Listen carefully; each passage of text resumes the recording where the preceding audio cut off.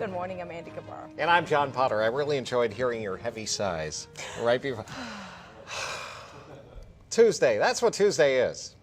Let's get it over with because it's Tuesday. Good morning, Jeff. How are you? Oh, boy. It's Tuesday, I know, right?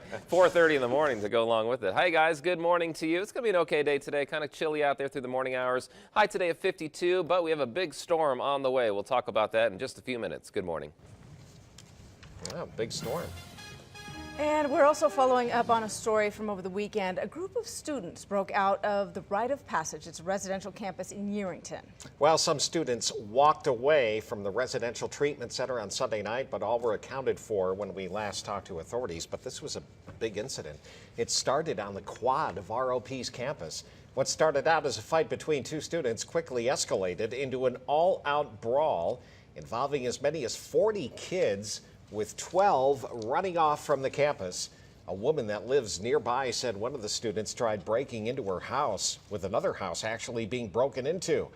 The incident left some property damage and some injuries. At least 3 students now face jail time.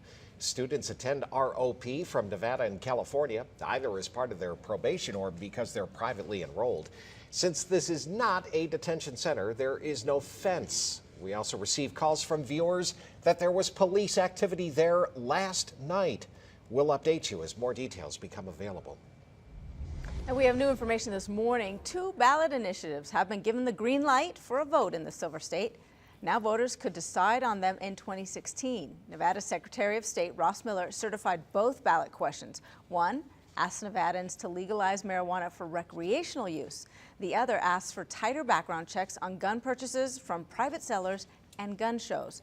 That forces the state legislature to consider the measures during their February session, or they go directly to voters in 2016. In Money Watch this morning, Governor Sandoval is responding to another budget shortfall. Members of the Interim Finance Committee say the state expects the budget to be down about $162 million by the end of the fiscal year in June. Gaming and mining tax revenues were below expectations, while more students enrolled in public schools than were projected. Budget officials say that money could come out of the reserve fund. The governor is also asking agencies to save as much money as possible until June and says the state needs to look for new revenue sources. Also on Money Watch this morning, with Tesla coming to town, officials with the cities of Reno and Sparks and Washoe County all met yesterday to discuss ways to get ready for the Gigafactory. Experts are projecting a 29% population increase. That's 127,000 people by 2034, with an additional 81,000 jobs during that time. This kind of population growth is a concern for some, but officials say developers are ready for the increase. Others are concerned about the traffic it could bring. The city of Reno says they're working on plans beyond just the next 10 years. They're looking at ways to improve infrastructure on our water pipes and sustain a water supply. Officials will continue to look at the impact at things like local schools, and they'll give an update at a January 12th meeting.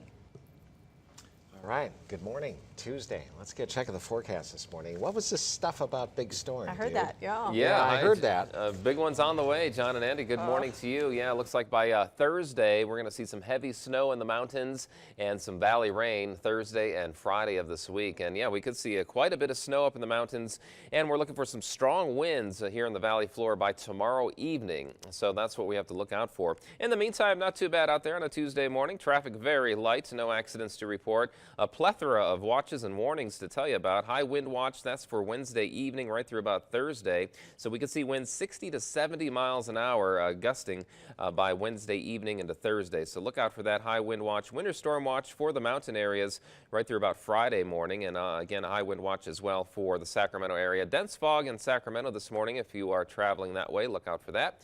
And our temperatures right now in the 30s, a little bit cooler than yesterday morning, about the same as we had yesterday. 23 in Lovelock, 26 in Fallon, 29 at South Lake Tahoe. So we do have a system though stay to our north again today, kind of like yesterday. It really gave us a lot of clouds and did keep our temperatures down somewhat yesterday. Kind of a cool day. Looking for that same trend today, but another system again by tomorrow evening.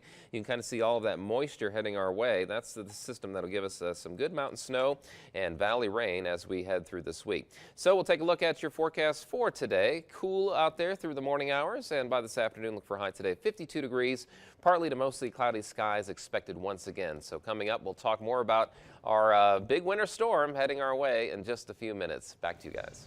Oh boy. All right. Thank you, Jeff. Well, in a follow-up to a story we told you about yesterday, Secret Witness is now offering a $1,000 reward after an incident in front of a university fraternity. Involving that gun, members of the Sigma Nu fraternity confronted two men who were tampering with the group's Christmas lights. Frat members told police that's when one of the two suspects pulled out a handgun and shot at the ground. First suspect, white, 5'10", about 175 pounds with long blonde hair. He has a tattoo on the inside of his right forearm. The only description of the other guy is a white man with a black beanie. If you know anything, call Secret Witness at 322-4900 or text it to 847-411. And in Safety Watch this morning, Honda is planning on replacing more than 2 million drivers' airbags nationwide. This is after it was discovered that Takata airbags may inflate with too much force, causing shrapnel to harm drivers. So far, 5 people have died due to this defect. Now the government is demanding repairs across the country. Honda is the only automaker right now to comply with the recall. And to check if your car is on the list, you can head to KTVN.com and click on the news links button. Looking around the world now, Uber driver expected in a New Delhi court soon on charges he raped a passenger. Police arrested the driver Sunday. There you see him.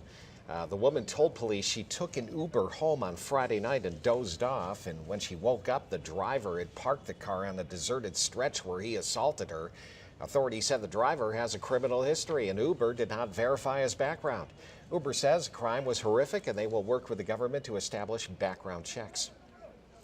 Looking around the nation now, traffic slowed to a standstill for hours last night in Berkeley, California, after hundreds of protesters began marching onto Interstate 80. This is the third night Berkeley has joined in on the national protest. Almost 1,000 protesters marched through downtown Berkeley, though there were no reports of injuries, arrests, or vandalism.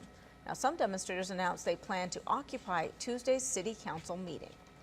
Well, check this out. Attorney General Eric Holder laid out his new federal guidelines, which ban profiling based on race, religion, gender, national origin, sexual orientation, and gender identity. The guidelines apply to law enforcement within the Justice Department and officers involved in federal task forces. But there are some exemptions, like Homeland Security workers at the border and the TSA agents at airports. U.S. embassies are on high alert with increased security as they await the release of a long-anticipated report on the CIA's use of torture post 9/11. The White House says the Obama administration strongly supports the release of the report, but they're also ready for possible attacks abroad. This report is the first public record to detail the CIA's interrogation techniques on al-Qaeda detainees held in secret locations. The U.S. Senate Intelligence Committee is expected to release it later today. The Orion space capsule is back on dry land in San Diego this morning after it returned yesterday using a forklift. Look at that. It took Navy crews about 30 minutes to move it off the deck of the USS Anchorage and put it on a truck. It marks the end of what's being called a nearly flawless test flight. The capsule splashed down in the Pacific Ocean Friday morning after lapping the Earth twice on an unmanned test flight. Now back on land, the craft is going to stay in San Diego for a couple of days for maintenance before heading back to Cape Canaveral. So cool. And looking to our community now, this Friday, just a few days away, is our 22nd annual Share Your Christmas Drive-By Food Drive. We're going to be set up at the Grand Sierra Resort, the Governor's Mansion in Carson City, and the Carson Valley Inn in Minden. No matter what the weather's like, we will be out there. Now, if it is wet, you do not even have to get out of your car. Just stop by between 6 in the morning, 6 at night, and drop off some non-perishable food. And you know what the day after is? I just saw this on the calendar. The day after is 12/13/14. Yep.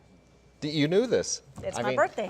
Is it really? 12/13/14. No kidding. Well, you know what? Brides are scrambling to get their wedding organized for 12/13/14. They take it as a good omen. And it's so that the fellows can remember their anniversary because, you know. I think brides are superstitious, but anyway. Maybe. It's the next sequential date doesn't happen until 2034. Oh my gosh. So. That's January 2, 2034. Yeah, very cool. No, it's 1, 2, 1, 2. Oh, it's too early for math. 3, 4. 5, 6. Yeah, 7, that's 8. how it goes. Still 1, to 2, come. 3, 4. It's early.